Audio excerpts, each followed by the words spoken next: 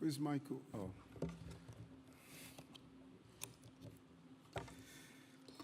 Thank you.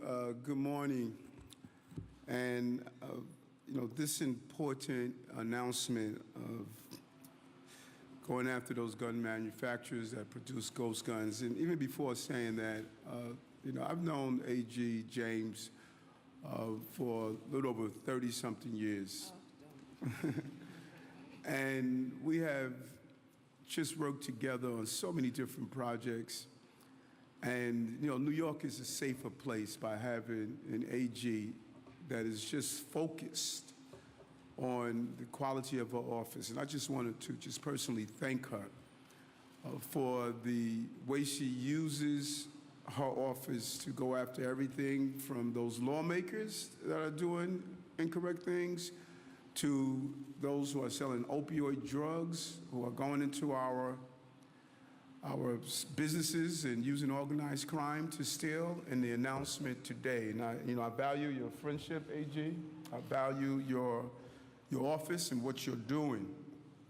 And so I'm joined today with the family members and professionals that are saying to New Yorkers, the 8.8 million New Yorkers, that we are going to fight against the surge of gun violence, particularly today's announcement on gun violence. We want to halt the rapidly escalating danger of illegal ghost guns. Ghost guns are the untraceable firearms that are assembled from parts and kits that are sold online. This morning, New York City filed a lawsuit against 5 online gun retailers that are illegally selling and delivering ghost guns components to addresses here in this city. With just a few clicks and a credit card, undercover investigators in the sheriff's office, and the sheriff is here with us today, were able to order the components and use them to assemble guns that are illegal under city and state law. Some of the guns components the sheriffs recovered are right here on display. If you look at this, particularly these extended magazines that allow you to really even circumvent the laws we put in place here in our state. As you can see, many of them are made of polymer plastic with metal slides. And the danger of the plastics is that many of the plastics disassembled won't be detected by metal detectors. And if we continue this evolution, I'm sure you're going to find a time when even the slides will no longer be metal. That's why we must meet this head on. The guns are typically partially assembled when shipped and have no serial numbers or other traceable parts of the guns. The recipient of these components then adds a few final pieces with easily available tools to create fully functional and untraceable firearms.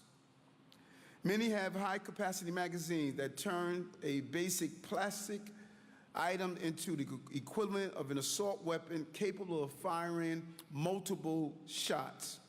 And other kits are available to assemble actual semi-automatics, like the AK-47 that was used in Buffalo and Uvalde.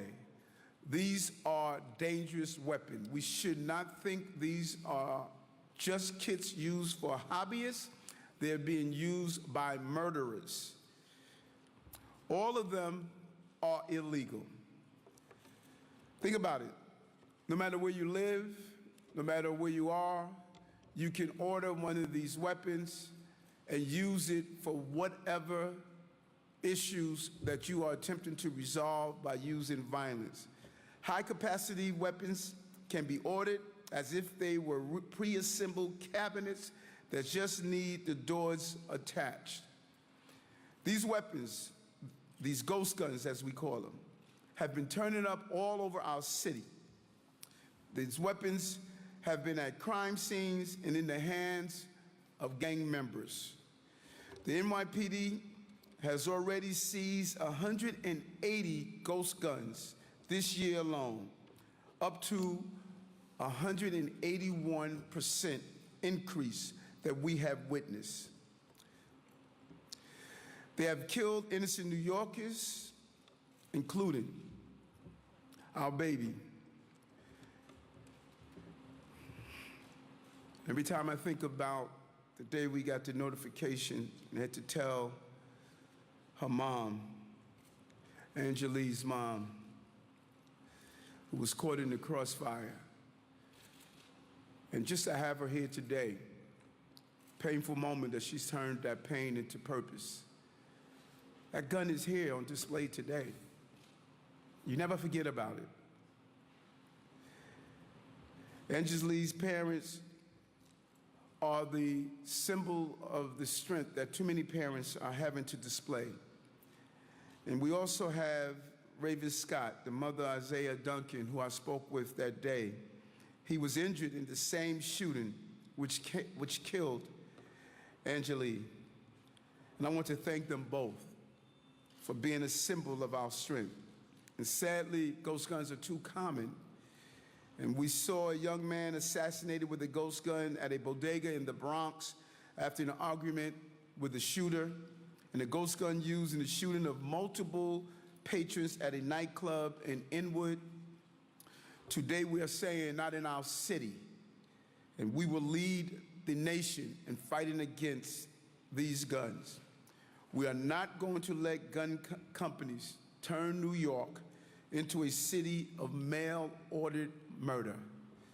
Whether they are hidden in the trunks of cars or parked in a plain brown box, they are illegal, and we will fight against it. We will take every lawful action possible to stop gun retailers from profiting over public safety. We're asking the court to issue a preliminary injunction ordering the defendants to immediately stop sending ghost guns into New York City. We need an immediate action. Every day a new gun is shipped here, it's a potential to take an innocent life or maim an innocent person. And we say over and over again, the sea of violence is being fed by many rivers, and this river is coming from far away. And the retailers we seek to identify, armed or allied, based in Kansas City, Missouri, Rainier Arms, based in North Auburn, Washington, 8P Builders, based in Largo, Florida, Rock Slide USA, based in Broadway, North Carolina, and Indie Guns, based in Orlando, Florida. No New York address, but New Yorkers must address the violence that comes from these shipments. These retailers are repeatedly and willfully ignoring the city's restrictions, sending hundreds of illegal packages to New York City addresses, many of which are later recovered by the work of the New York City Police Department. And when you look at some of these items in front of us, which was purchased by undercover sheriffs, you see the extent of what we are talking about. This is the gun that murdered young Angelique. You look at this gun, you don't see the difference between one that was bought by a gunshot, this one here, I'm sorry, posted on top. You don't see this gun, don't know the difference from the one that's purchased in a gunshot or one that is put together and manufactured together. This is the same type of weapon that can take the life of an innocent person. And you look over to the far right, you see some of the guns that the police commissioner and I displayed a few weeks ago. We will not stand by and allow these companies to flout the law, endanger our communities, and kill our young people.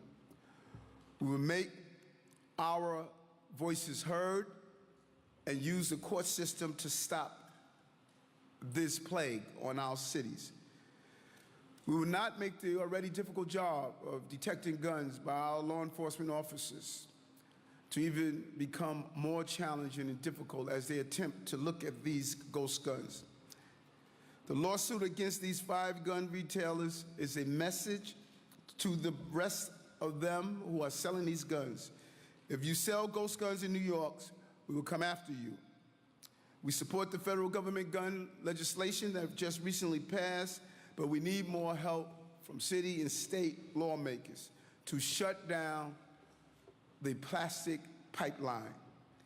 And we have to push back against the activist Supreme Court that is striking down our long-established gun safety laws and making us all less safe. We will do everything in our powers to keep New Yorkers safe from gun violence.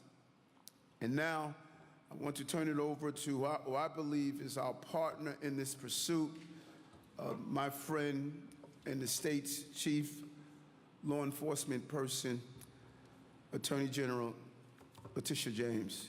Thank you. I want to thank the mayor for his continued commitment to getting illegal guns off of our streets and for his partnership in this fight and our long relationship as friends.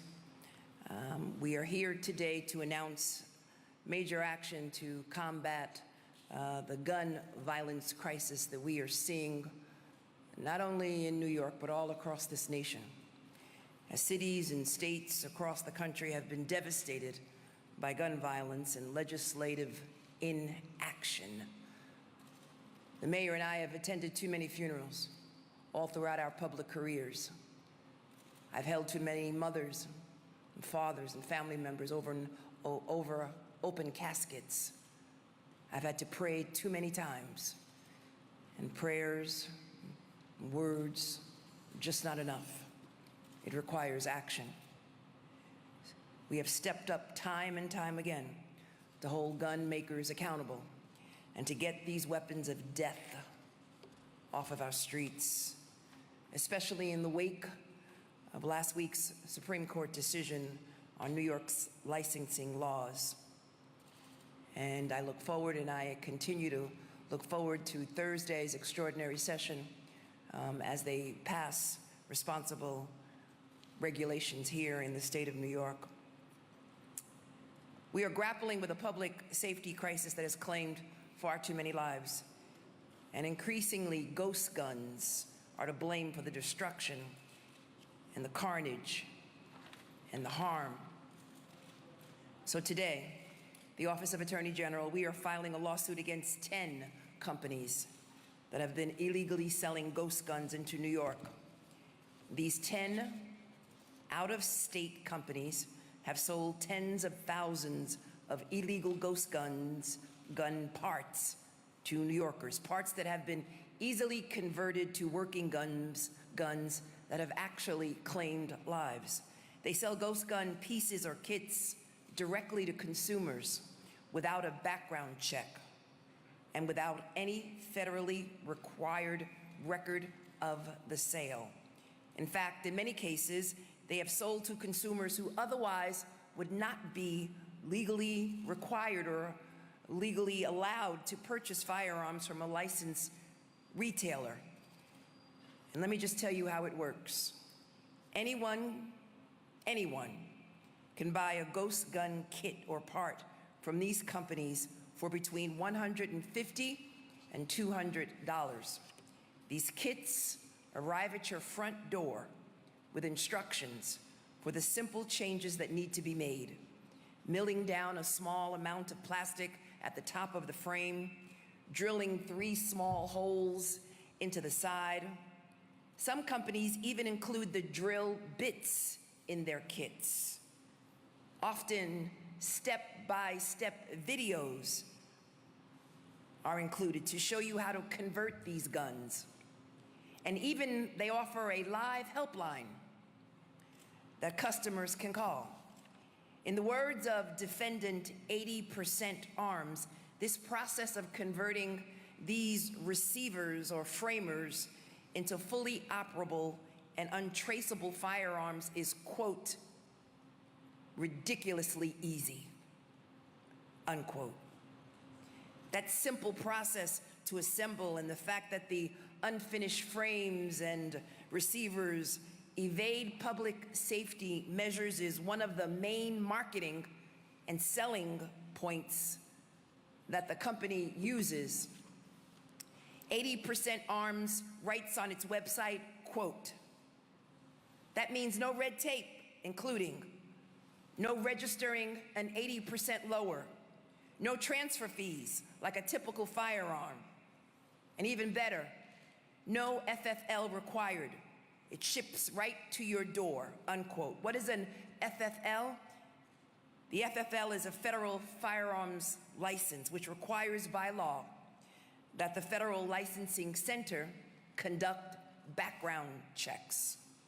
And a federal firearm license must have, you must have an FFL to sell or ship guns. So this is a clear violation of federal law. Another distributor, Glock Store, touts on its website, quote, "You can build a completely legal handgun without any government's oversight, AKA interference. No fuss, no muss, no registration, no records," unquote. These non-existent oversight of the sale of these products that can cause real harm and has caused real harm has resulted in the death of individuals here in New York. Some ghost guns from these defendants have been linked to shootings and murders in New York City. In May 2020, distributor Bromnell's sold and shipped ghost gun products to a convicted criminal and repeat customer. Let me say that again. A convicted criminal and a repeat customer who was legally ineligible to own or operate a firearm. That same month, that customer allegedly used a ghost gun in a triple shooting that killed one person and injured two others in the Bronx. Another individual named Edison Cruz received at least 7 packages from Bromnell's, the defendant, at an address in the Bronx between 2020 and 2022. And we, in the Office of the Attorney General, have reason to believe that those packages included unfinished frames or receivers and or the parts to make into ghost guns. Mr. Cruz was not legally permitted to own a firearm. He was previously arrested multiple times on violent charges. In May of 2022, Mr. Cruz was arrested for a triple shooting in the Bronx that left one person dead and 2 others hospitalized. He used a ghost gun in that shooting. And in the words of the New York Post, Mr. Cruz was, quote unquote, a nut for illegal ghost guns, unquote, from the New York Post. There are also individuals who make their own business out of buying these kits, assembling them into operable ghost guns and then selling them to others. Law enforcement in Buffalo said that they sell for as much as $2,000 on the street. And these ghost gun parts only exist to be converted into operable, dangerous firearms.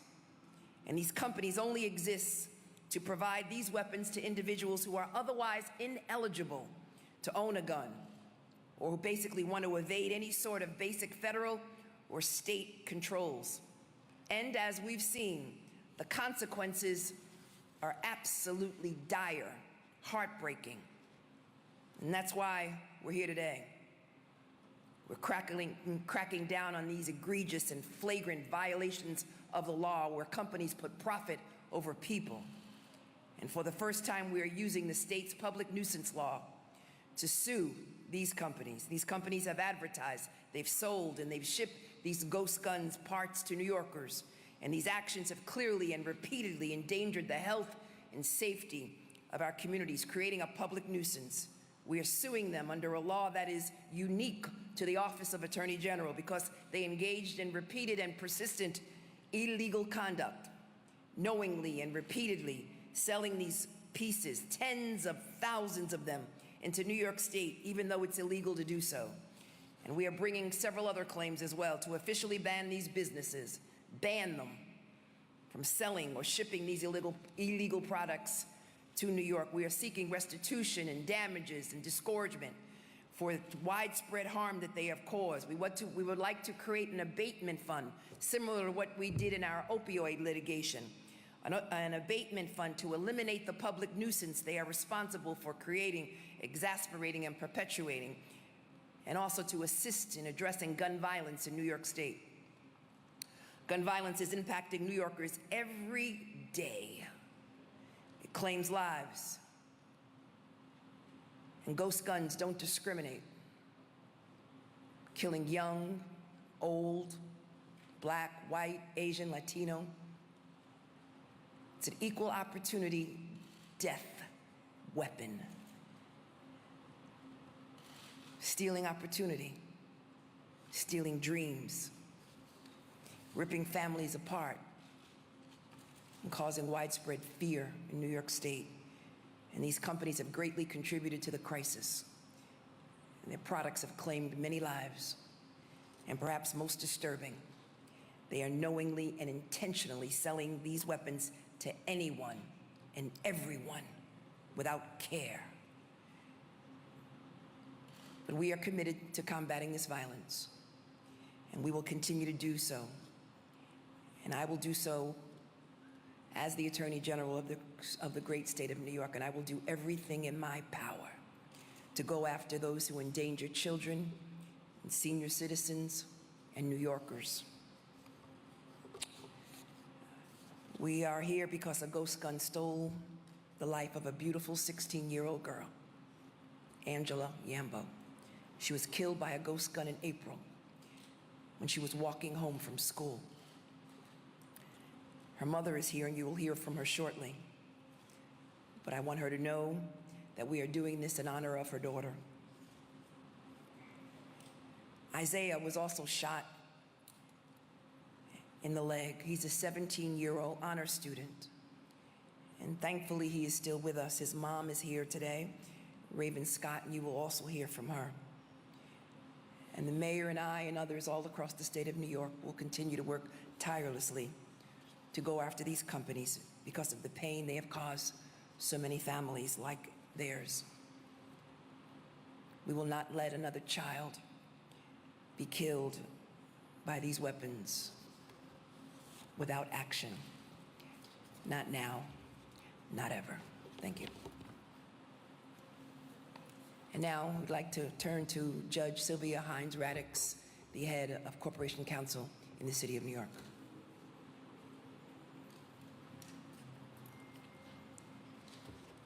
Good morning, and thank you, Attorney General James, for that introduction. To Mayor Adams, to Attorney General James, to Commissioner Sewell, Sheriff Miranda, and the multi-governmental team who are here gathered, and to the mothers who have been impacted by this gun violence. And I also would like to thank the Manhattan Community College for allowing us to hold this press conference here today. New York City is experiencing an increasing number of illegal, untraceable ghost guns that have ended in the hands of criminals. The results are tragic. There's shooting and the death of children and their bloodshed in our communities. Multiple agencies and officials who are here are collaborating to eradicate this problem. You've seen and will see the hardworking, meticulous efforts of the NYPD, the Sheriff's Office, the District Attorney's Office, and the Office of the Attorney General, all of whom are working closely with us. Today, the state announced its effort to address the issue statewide. The City of New York is also addressing this issue with a civil suit of its own to protect New York City. The Office of the Corporation Counsel, my office, today filed a civil lawsuit against 5 online retailers of ghost guns who continue to sell into New York City more than 2 years after the City Council passed a law prohibiting such sale. These defendants are violating the city's administrative code with their deliveries of these guns.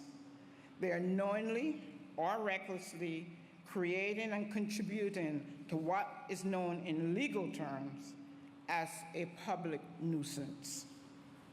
This nuisance comes about by selling and shipping prohibited guns into the city.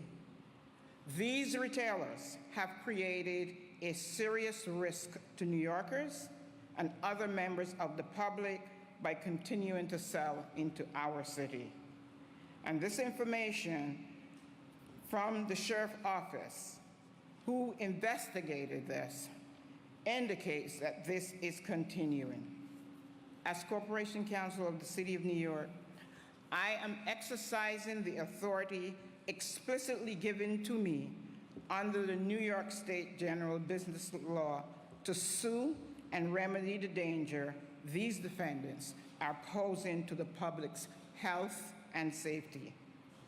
This lawsuit is targeting the retailers who are currently selling in the city to residents of the City of New York, and we will ask the court for an order to immediately bar them from this illegal practice.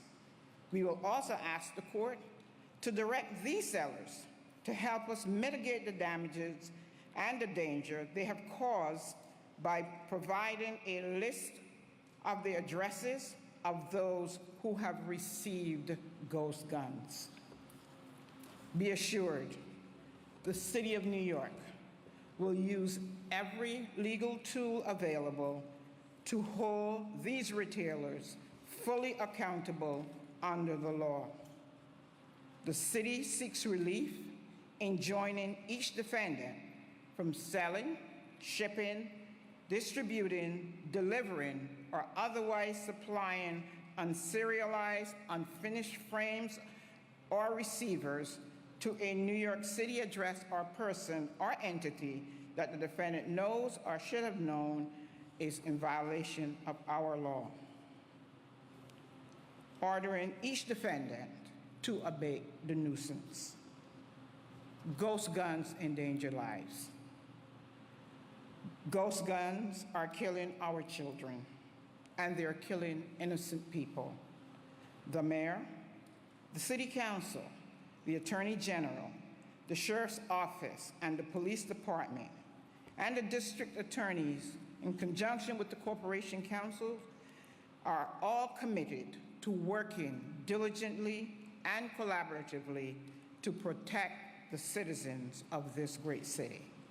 I will now introduce Sheriff Anthony Miranda.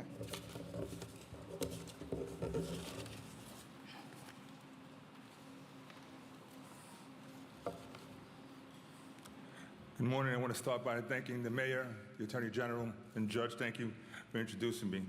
We want to thank all of our partners, especially the New York City Police Department and the Law Department.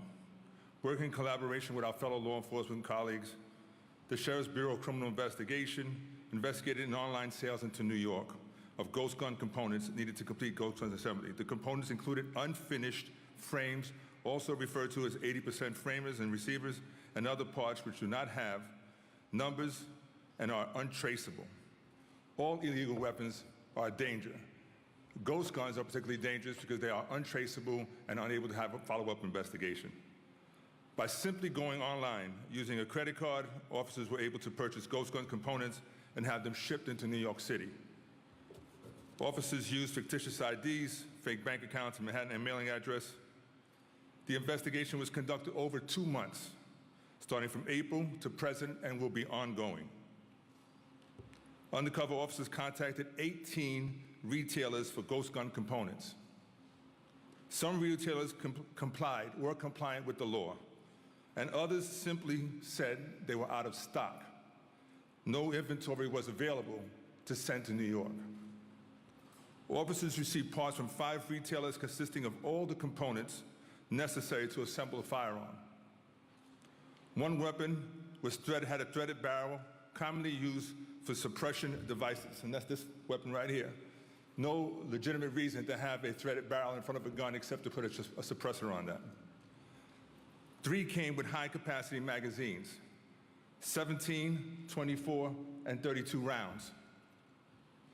These are meant to do damage. These are meant to hurt our community. The weapons were fully assembled with common household tools in about 90 minutes and were successfully fired at the range. Our undercover investigator was not required to produce identification, no proof of age, and no background check whatsoever. The website selling these dangerous components touted how fun it would be to build a custom AR in the comfort and privacy of your own home, inviting buyers to assemble their own firearms for personal use with nothing simpler than handheld tools. The sheriff's office assembled these kits fully functioning guns. Similar components are easily used to assemble semi-automatic assault weapons. Ghost guns sold into New York City have ended up in the hands of convicted felons, other prohibited and unlicensed possessors, as well as underage children. The Sheriff's Office will continue to conduct the investigations going forward in partnership with all the agencies you see here. It is important that we are working collaboratively and collectively to ensure that we cover all aspects of the law to prevent these guns from coming into New York City and harming our families and harming our communities. It is a great pleasure to be a part of this partnership that's taking the safety of our city as the most important priority over agency titles, and the cooperation is unheard of, and we're looking forward to continuing that going forward. On that note, I'd like to take the opportunity to introduce one of our major partners in this fight, the Police Commissioner, Commissioner Sewell. Thank you very much. Good morning, everyone. Thank you once again for being here. The New York City Police Department is proud to stand with our law enforcement partners today as we tackle together this increasing problem. The rise of ghost guns is a disease, or what the mayor rightly called a plague, that we must stop. This is about reducing the number of victims and making certain we don't hamper the vital efforts of our law enforcement professionals who are saving lives with their work. Flooding our communities with these new, largely untraceable firearms makes the job of the NYPD and police departments everywhere much more dangerous. And it will result in more grieving families and more innocent victims senselessly taken, like 16-year-old Giuliani, or injured, like Isaiah. The proliferation of illegal guns in general has long been a public safety threat, and now it has a new face. Ghost guns have no serial numbers, and owners mainly possess them with no registration, license, or permit. NYPD gun arrests are at a 28-year high, but we cannot take anything for granted. We need to protect and prevent additional victims. The NYPD seized the city's first ghost gun in 2018. In that year, the total recovered was 17. In 2019, it was 50. By 2020, the number increased to 150. Last year, it was 275. And in just the first half of this year, the NYPD has recovered 180 ghost guns, a more than 181% increase from the 64 ghost gun seizures by this time last year. The problem is obvious, and the dangers to the people of New York are clear. I want to thank the New York City Sheriff's Office for their important and valuable work in this investigation, the Attorney General and the Corporate Counsel for their leadership in holding the online retailers accountable. Collectively, our job is to keep New Yorkers safe, and we will do everything possible to keep that promise. We make that promise every day to the people we serve. What we do matters. What we do has to save lives and keep New Yorkers safe. Mr. Mayor? Thank you, Commissioner. And I really want to thank the sheriff for using his office in the manner that we want to have that partnership and take an initiative in that 2-month investigation. We want to now bring on the parents of young Angeli and young man, Isaiah, young child that was shot. We'd like to both bring them together. Out of the death of young Angeli, I believe we've born the life of a friendship and a pursuit of how we are turning pain into purpose. It's just really significant. You expect your baby to go to school and bring home A's on a report card. You don't expect for police officers to knock on your door and report that they were shot by a stray shooting. It's just really hurtful. And the commissioner and I, as we moved across the city and visit the parents who are experiencing this horrific attack on our public safety, that we want to know that, let them know that we're here for them and we're going to continue our pursuit.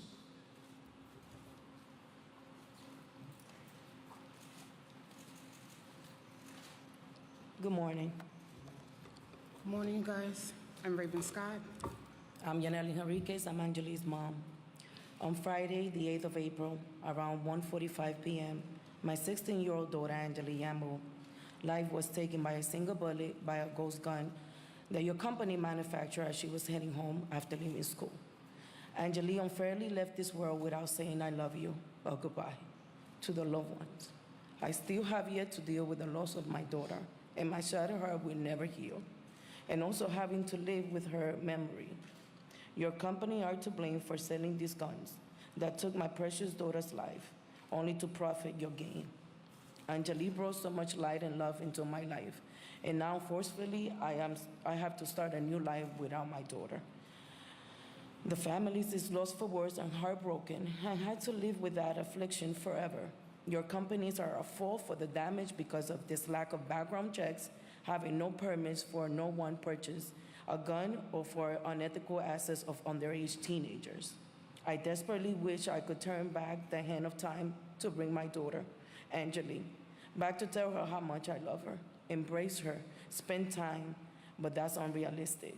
I will have to pretend to have Angeli physically here with me until we reunite again. I love you, baby. Thank you. Thank you, guys.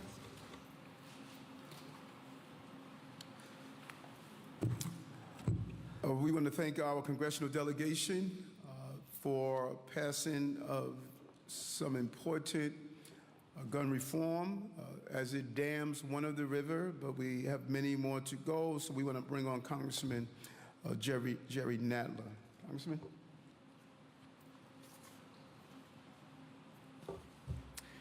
Thank you very much, Mr. Mayor. I am proud to stand here today in support of this important lawsuit.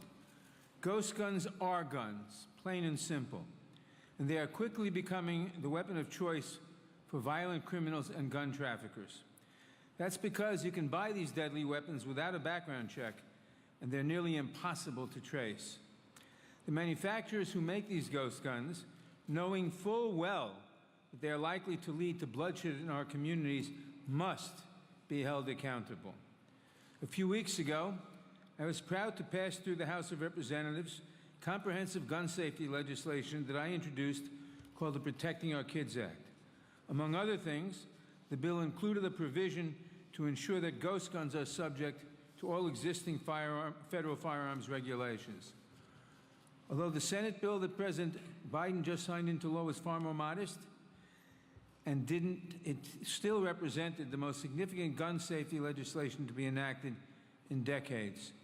But we cannot stop there. We have watched the tragic loss of too many innocent lives. Just recently, we lost 10 African Americans in Buffalo targeted because of their race, 19 young students and 2 teachers in Uvalde just a few days short of their summer vacations. Scores more lost in other mass shootings, too numerous to mention, and over 100 more Americans killed every day in gun violence that never makes the headlines. And I must say that the bill that passed the Senate, unlike the bill that passed the House, did nothing about ghost guns. We have an epidemic of gun violence in this country, and we are the only developed nation with this problem.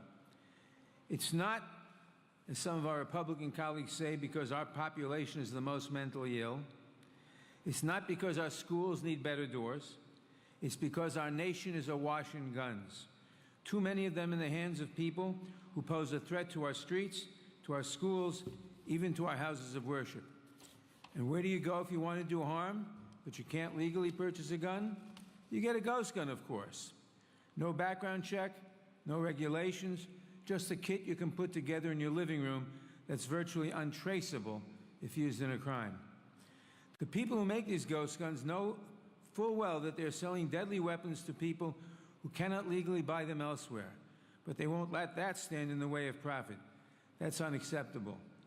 With an out-of-control Supreme Court that has mangled the meaning of the Second Amendment and prevented states like New York from enacting reasonable gun safety measures, I'm pleased that New York City is taking action today to keep our streets safe with this important lawsuit.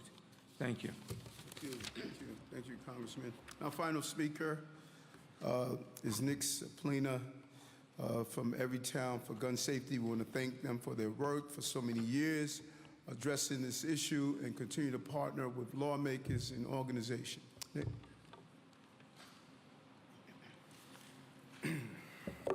Thank you, Mayor. My name is Nick Saplina. I'm Senior Vice President for Law and Policy at Everytown for Gun Safety. We're the nation's largest gun violence prevention organization. We work across the country in every state, but I am a New Yorker, raising 2 kids here. My family's lived in the 5 boroughs for over 100 years, so when New York leaders like the mayor and the attorney general and some of the public servants you see here today are taking bold action to keep us safe, I feel a personal debt of gratitude, so thank you. I also want to thank the survivors that are here today and working through their trauma to deliver a message that I think is very clearly received. We're here today because of one simple, general premise. You shouldn't be allowed to get away with breaking the law just because you sell guns or gun kits.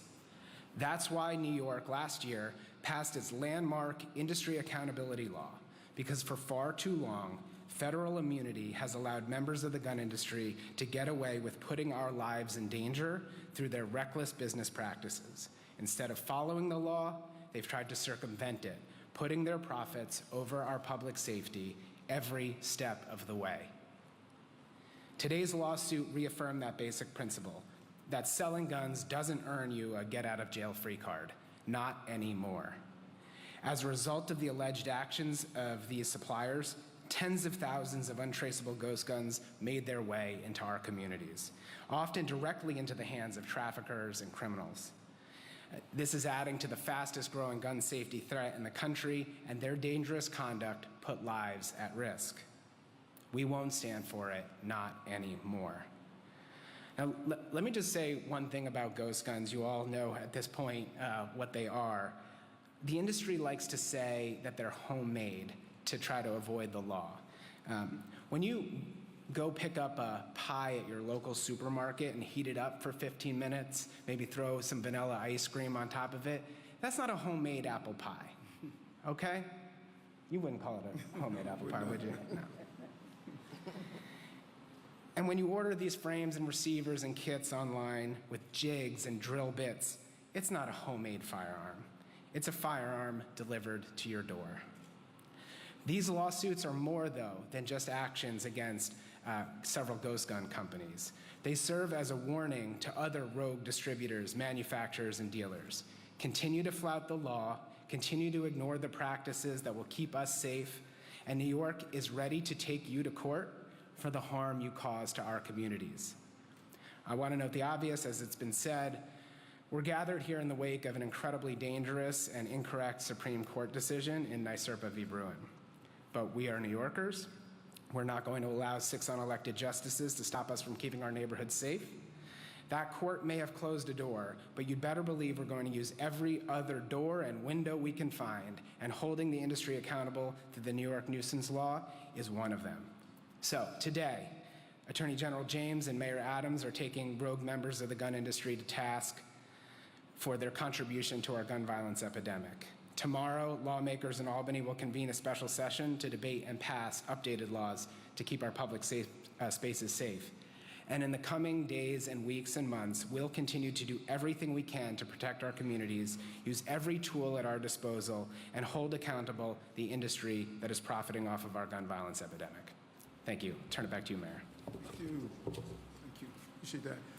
Open questions, any of the attorneys on topics? Courtney. These lawsuits are obviously coming with the backdrop of the legislature special session and the framework that they have put out saying, they're going to have these sensitive places, including mass transit. I'm assuming you've talked to people about that and curious to get your opinion on it, as well as considering, the concealed carry permitting law or system is now on the forefront of everyone's minds. Curious if you still have, or you have a permit for a concealed weapon, and if you still have a weapon. Do I have one? Yes, I own 3 firearms that I had when I retired from the department. I have to get that renewed periodically, and those are some of the things that we're looking at. We're hoping that the state lawmakers would look at. And I secure it as it's supposed to, based on police department procedures. But it's a concealed permit that you have. As a retired member of the New York City Police Department, you are allowed to have a concealed permit, a carry permit. It's not so much called a conceal, it's a carry permit as a retired member if you retire in good standards. If you don't retire in good standards, you are not allowed to do so. Do you carry a weapon with you? No, I don't. Mike, can we get a response just on the Albany framework of the legislation? I'm sorry? The Albany framework of the legislation. Judge, you want to Albany? Or, We've reviewed the legislation in Albany. We've worked with members of the leaders of both houses, as well as the second floor of the governor's office, and we are in support. The Office of Attorney General is in support of the package of bills. And I don't carry a gun. So about the Supreme Court ruling, I'm wondering, I think this is for the AG, if you could talk about how your lawsuit interacts with that. I mean, for instance, if someone without a criminal record who would pass a background check ordered one of these, would they have to get a concealed permit, a home permit? Like, what for somebody ordering one, what puts them at legal risk for kind of getting? So let me just say that this investigation dates prior to the decision by the United States Supreme Court. We have been looking at individuals online who've been selling ghost guns for some time. And as a result of our investigation, we determined that these individuals were in violation of federal, state, and local law. And so we have filed a separate action based on statutes which are unique to the Office of Attorney General. With respect to the legislation, which is before the 2 houses in Albany, which will be passed tomorrow in extraordinary session, we have reviewed the legislation, we support the legislation, and our lawsuit is intended at the marketing practices of these 10 companies and also at the fact that they were seeking to evade federal, state, and local law and were selling these firearms to individuals who are not legally allowed to purchase firearms otherwise, including but not limited to a number of criminals. I'm trying to clarify what the illegality is here. Is it the delivery to the state of New York? And if that's the illegality, doesn't the lawsuit just compel these manufacturers and sellers to deliver it to New Jersey or Connecticut or to another state where these same folks can pick up the same ghost guns? The mayor and I can only talk about New York State and New York City, respectively. Let me just say that what we are seeking to do is ban the marketing practices, create a fund to address gun violence in the state of New York, and basically let these companies know that what they are doing is in violation of federal, state, and local law. We're seeking injunctive relief as well for a number of other issues. Ghost guns themselves, is the creation of a kit like the ones to your right over there, is that illegal in and of itself before it's delivered? So the issue here is, one, they were evading federal, state, and local law. Two, these are firearms. And based upon based upon the law, based on the federal law and state law, it is illegal to sell firearms into the state of New York. Based on that, based on the fact that under 6312, the executive law, when you engage in repeated acts of illegality, you violate state law, and therefore the Office of Attorney General has a duty and obligation to pursue you under civil court, in civil court. This is for the mayor or the law department or the attorney general. Can you explain the decision to go after those gun sellers but not traditional manufacturers and distributors, and whether that's part of your ongoing efforts or future plans? I'm not sure. Can you repeat the question? Can you explain why this lawsuit goes after those guns, but most legal guns in the state of the city are Glocks, Remingtons, and traditional firearms? Can you explain why they're not part of this case right now? So at this particular case, we're focusing on ghost guns. But as you know, in the Office of Attorney General, we focused on illegal guns as overall. Since I've been the Attorney General, we have taken off the streets over 3,000 guns through gun buybacks. In addition to that, we've engaged all across the state of New York. We're pursuing individuals who engage in illegal conduct. We have done a number of takedowns, and we have gone after individuals online who have sold illegal firearms, including but not limited to ghost guns. This is just one tool in our toolkit and one of the many efforts that we've attempted to address as it relates to gun violence during my tenure as the Attorney General, and we will continue. This investigation is ongoing. And just so, we say this terminology all the time. There are many rivers that feed the sea of gun violence. There are many rivers. And what's unique about what the police commissioner and I are doing, we're looking to dam every river. If you dam one river, such as ghost guns, and you leave the other rivers from those guns that are manufactured legally, but they're illegally sold, then you're missing the target. We are going to dam each river to make sure we can stop and drain that sea of violence. And this is one of the rivers we are announcing today with all of our partners that we are looking to dam by doing this lawsuit. I had a follow-up question for the Attorney General. You sent a bunch of cease and desist orders earlier this month to those gun sellers and 2019 to some online retailers. Can you clarify whether these defendants are people who received those orders and continue then to violate them? No, separate and apart. In addition to that, as you know, we've worked with the federal government, ATF, and we work with also attorney generals all across the state of New York, and again, addressing the iron pipeline. I had a question about what kind of precedent there is for these kind of lawsuits. Like, how does this compare with the lawsuit that was brought by the families of Sandy Hook? And with this, that was using the Connecticut's consumer law, which I know we have as well. I'm trying to understand, like, if you are successful, both the state case and the city case, would this be something that other municipalities and other states could then kind of use to then file their own suits? Is this relatively a new legal strategy? So let me just say that the public nuisance law, which was passed by the state legislature, this is the first case, a case of first precedent. In addition to that, I can't think of any other state in this nation that has similar jurisdiction as we do under Executive Law Section 6312. Which allows us to go after businesses when they engage in repeated acts of illegality. Liz? Hi, this is for the mayor.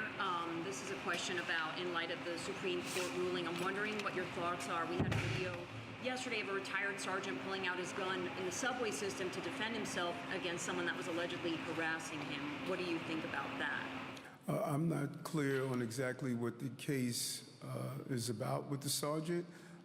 There are clear procedures when you can, use your firearm.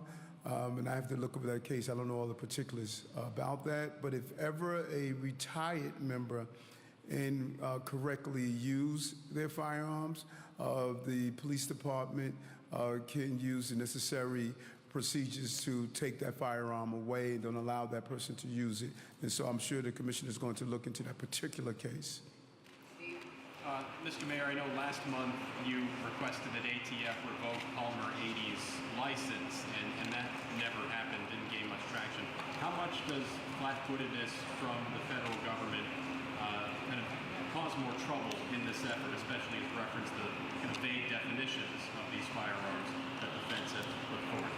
Well, the Palmer request, I think it's premature to say that we didn't gain any traction. We are in constant communication with our federal agencies, and there's a process to if they're going to decide to take appropriate actions or not. So it's premature to say if they're not going to. But this is a continuation, and we do need the federal government, because if we get it right here in New York City, and as Andrew indicated, that all of a sudden New York State, all of a sudden New Jersey, Connecticut, Philadelphia, if they don't get it right also, then you're just one train ride, one bus ride away from aggravating our problem. So some of the things we're doing, we're going to ask for our federal government, the federal government partners to help us in ensuring that it becomes a federal law. I have two questions, one for the mayor and one for the Attorney General. First, the mayor. What's your feeling about, what's your laundry list for sensitive locations? Given what's going to happen tomorrow, it'll be debated and all that. What are you looking for? My definition of sensitive location is a sensitive city, the entire city of New York. But the Supreme Court said we can't do that. And so I think that the clear definition of what it looks like is going to fall with my law department, Judge Radix, and my counsel, Brendan McGuire. They're going to sit down within the parameters of the rulings to identify those locations. We know schools. We know governmental buildings.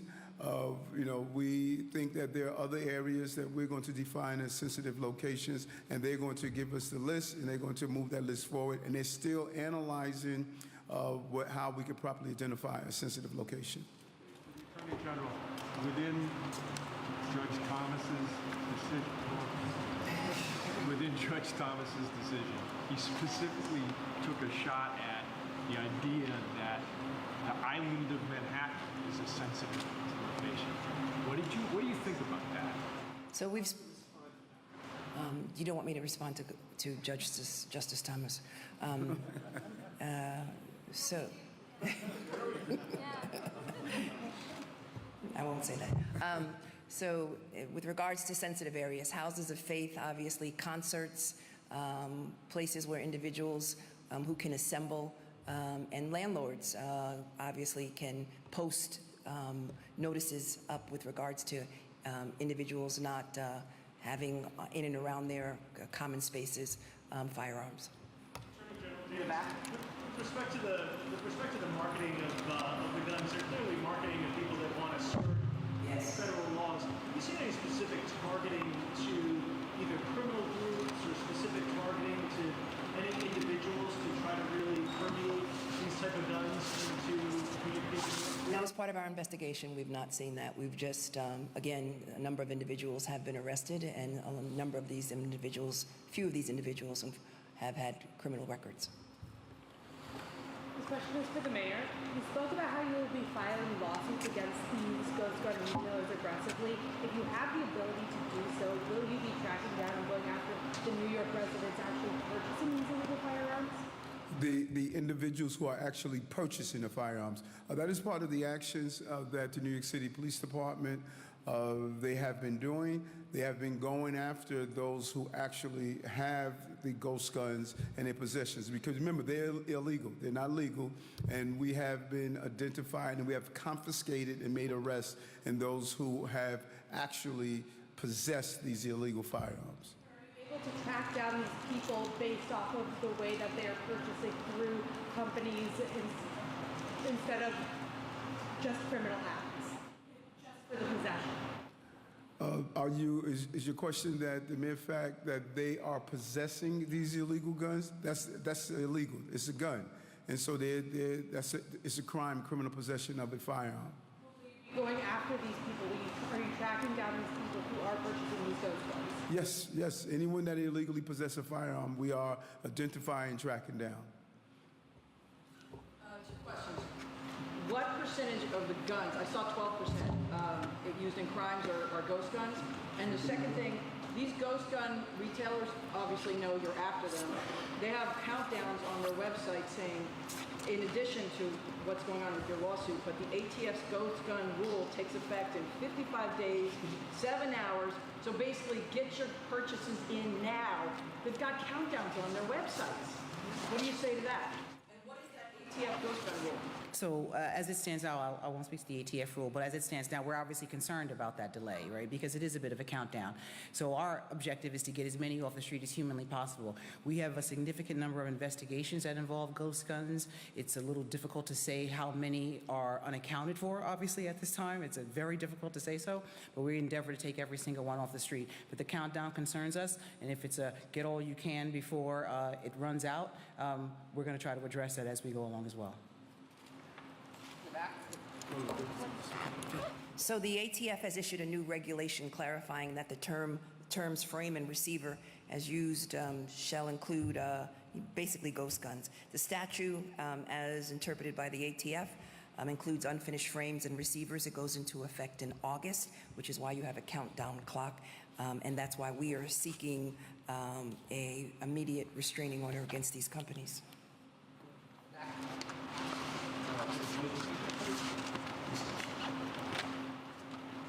As the commissioner of the greatest police department in the world, what does this mean to your members? Increased amount of illegal guns on the street.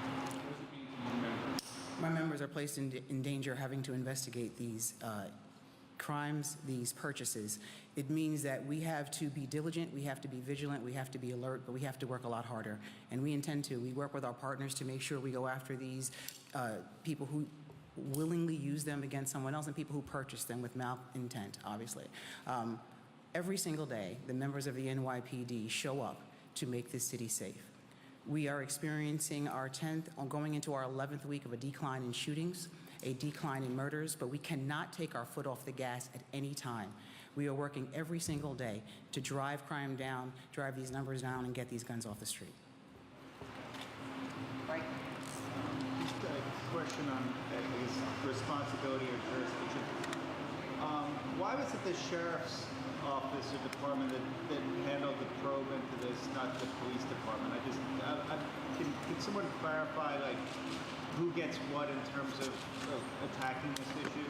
Well, what we are asking every agency to do is to closely examine what rules, what authority you have, and to utilize it to focus on those crises that we are experiencing in the city. So this administration is using the full scope of all of our powers. The sheriff understood that they had a role in this area, partnering with the NYPD that's dealing with other parts of ghost guns. They utilize their full scope, and they're going to be doing more things.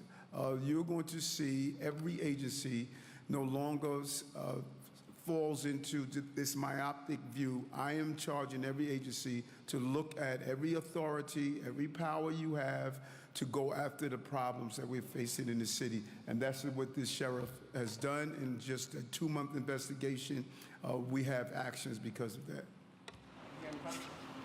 Hi, so you're saying you're suing for restitution and damages. Will any of that money go to the families who've lost their children to ghost guns? The AG has done an amazing job around even the opioid recovery to solve the problem. I think that if the law or the rules or the settlement allows us to do so, we should figure out how we can make family members whole in some way. That's not within my power authority to do so, but we're always looking at how do we go back to those victims and how do we make those victims whole. Unfortunately, those victims, the numbers are growing increasingly every day. But I don't have an objection to that, but that will be part of the settlement agreement. Is there a dollar figure attached to, or a range attached to either how much the settlement could, or how much the lawsuit could result in as far as damages? So let me just be clear. There's 2 lawsuits. There's one from the city and there's one from the state. The state seeks to establish this abatement fund, and there is no amount of dollars that we are attaching to our claim for relief. We're seeking disgorgement of all of the profits that these 10 companies have been able to generate.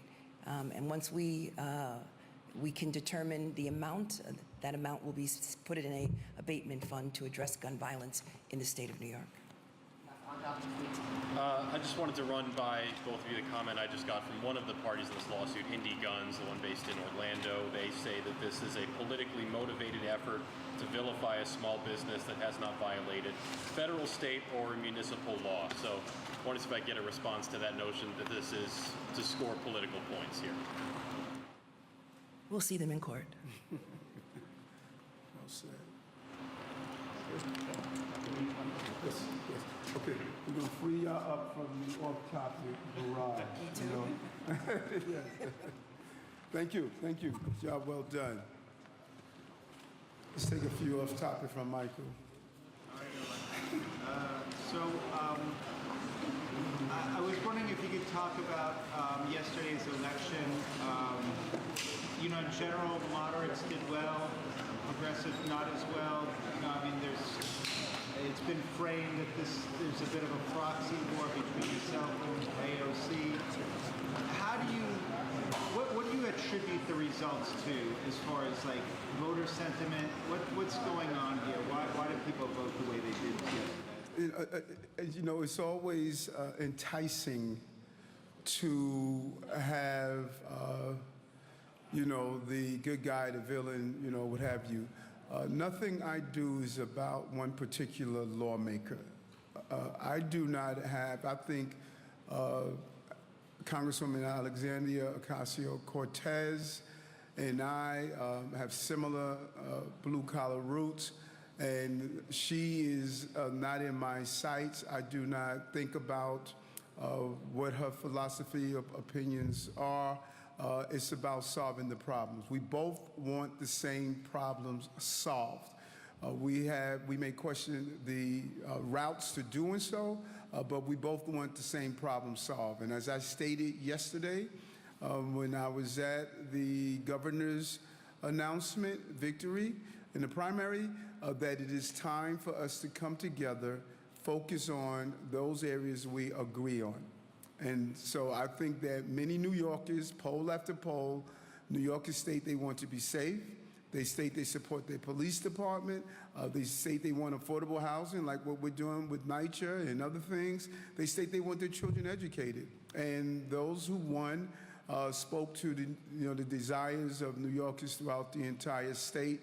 And when you look at the race and the outcome, clearly it is in alignment of what I've been saying for a long time.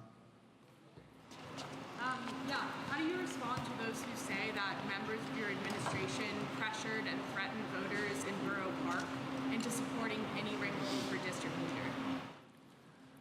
How do you threaten and voters?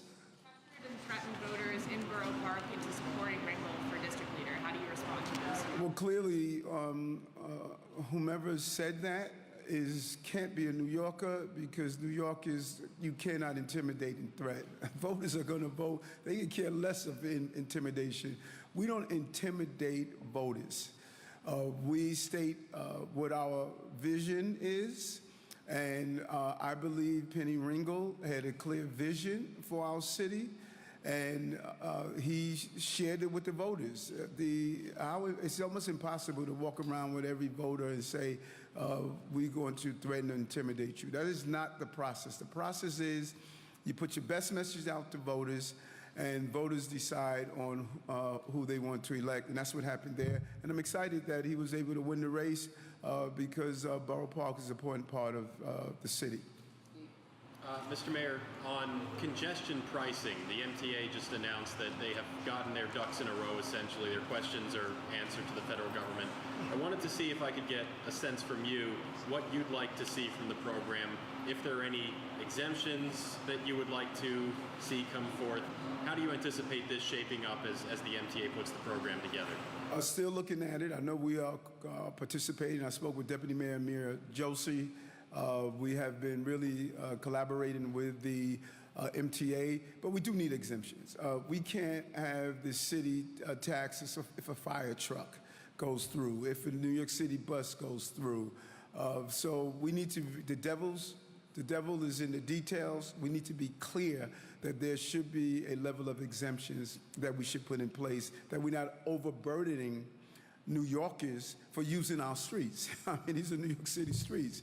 And so we should not have us double tax. And we're looking at that now as part of our conversation. Just to clarify, you only want city-owned vehicles essentially, or other groups you're looking at to have an exemption as well? I think there's some other exemptions. I think those are low-income New Yorkers that must use vehicles. Let's say if you have to go to chemo treatment at a certain hospital, we should take that into consideration. And so it shouldn't be just a blanket we're not exempting anyone, and it can't be just city vehicles. I'm open to a real conversation and hear from those who must use vehicles. It's different from it being a luxury and then a necessity. And there's some cases that I believe it is a necessity, and I'm open to that conversation.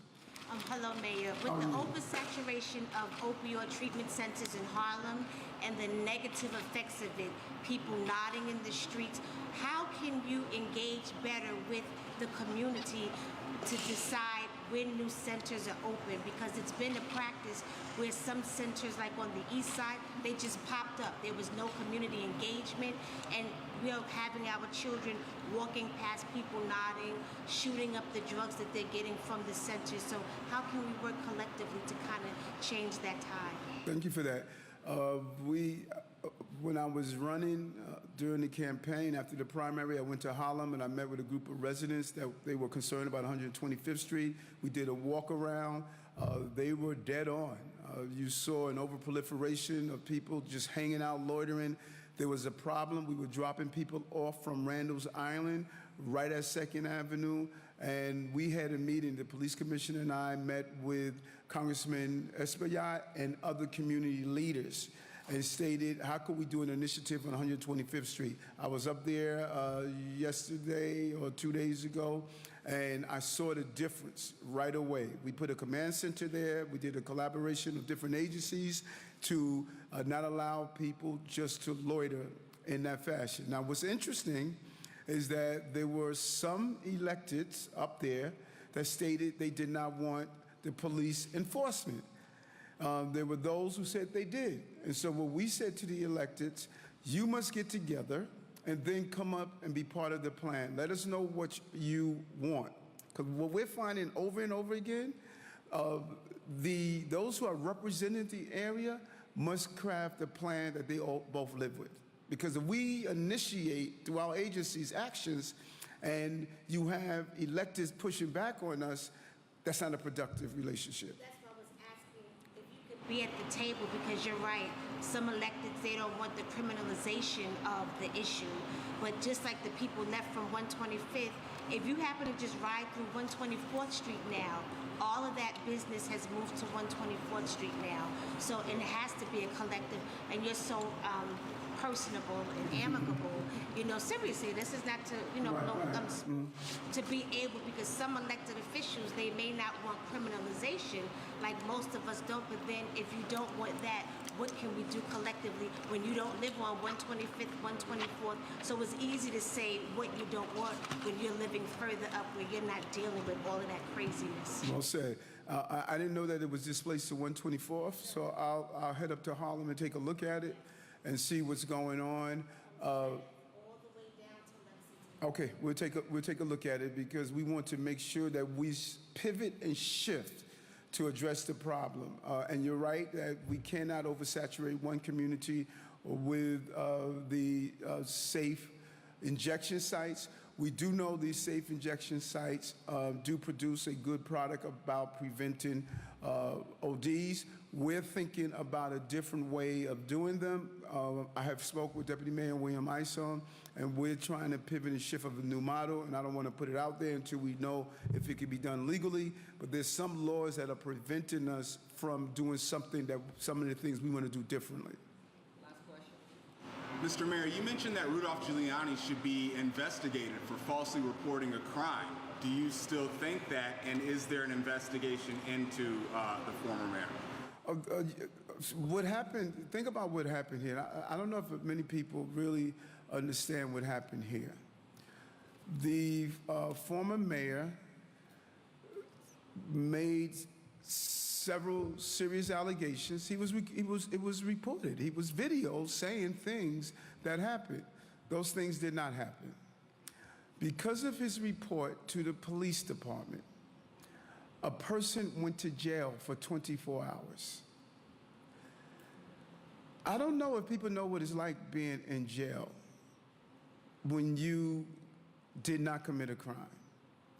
You never get over that. This person's life has been changed because of what, as all of us saw, the pat on the back was not a punch to the head. It was not knocking someone to the ground.